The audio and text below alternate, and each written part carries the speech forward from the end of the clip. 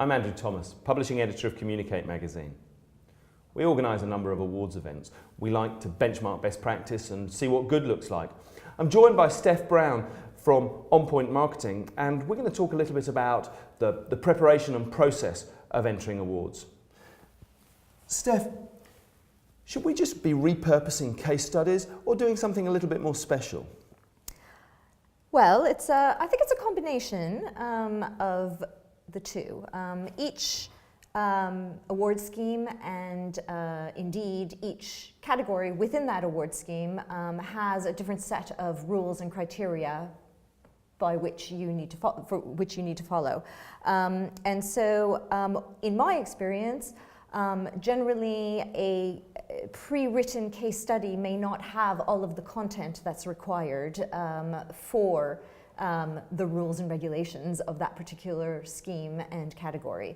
And therefore, I think you do need to personalize things a little bit. But having said that, once you have what I would call the master entry, once you've kind of done one master entry, generally it's very easy to then tailor and edit that original master entry to suit other award schemes. Okay, let's look at that editing process. Should that be an individual, or is some kind of entry by committee the right way forward?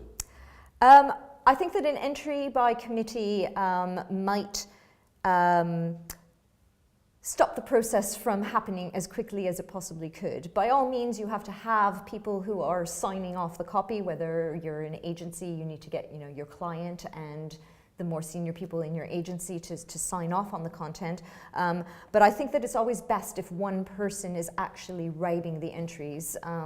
Firstly, they have, that way they will have that information. You're not having to reinvent the wheel every time you have to enter that piece of work. Okay.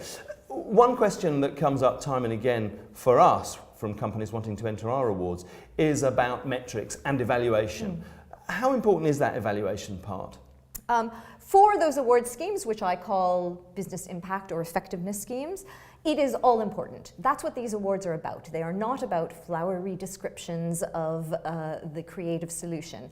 They are about saying, these are the tangible objectives that were set out at the beginning of the project, and this is how we were able to meet or surpass those objectives.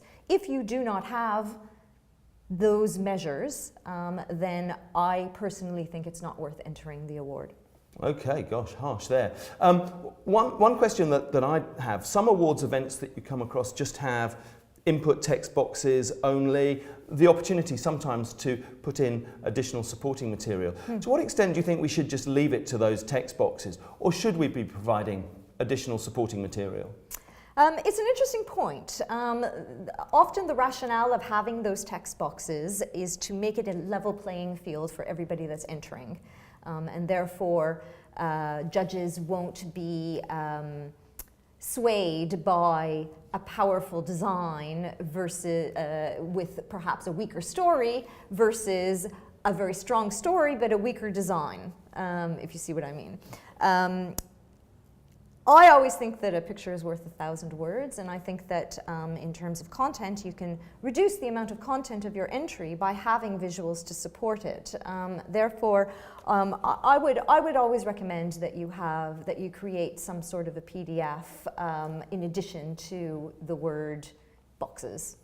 We're seeing a lot more video actually coming through and being used by entrants nowadays, which is quite impressive. It is. It can be very, very impressive. I suppose the challenge, of course, is keeping the ability to say what you want to say in a very short period of time, because we all know that it can become very boring to be watching a video for more than 3 or 4 minutes. One of the things I'd like to do is drill down that little bit deeper. Have you got any good tips for, say, structure and layout of those submissions?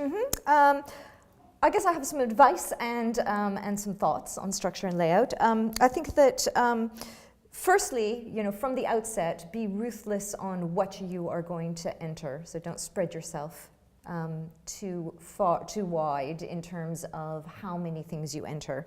But one thing that I've come across in the past is that depending on who the judging panel is, sometimes particularly if you're an agency, by branding your awards entry with your company name, you can actually do yourself a disservice because there might be some personal reason why a judge wouldn't want to sort of see work by you or whatever. So one piece of advice that I do give is try to debrand your entry. Particularly if you've got competitors or peers judging in Exactly. those awards events. Exactly. And I think the other thing is, make sure that before you do anything that you understand the rules and criteria for the award, for each award scheme, because they're different for every single award scheme. And by all means, you can sort of stretch things a bit, but make sure that you actually do follow the rules, particularly on things like word count. They're there for a reason. People, judges don't want to be reading 10,000 word tomes.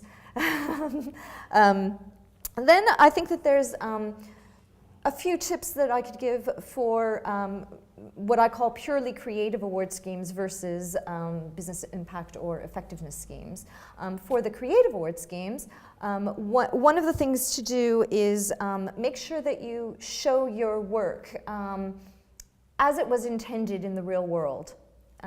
So, for example, if you're a design agency and you are entering something into, a creative award scheme into the logo design category, don't just send a big visual of a logo floating on a white background. Show how the logo will be used in practice by the company. Be succinct with creative awards in terms of the copy. If I'm going to be honest with you, this is how it works. Most creative award schemes, especially the really big ones, basically the work is lined up in a massive warehouse where there are hundreds and hundreds of entries, and the judges just walk along and say yay or nay within a 5-second glance of looking at it.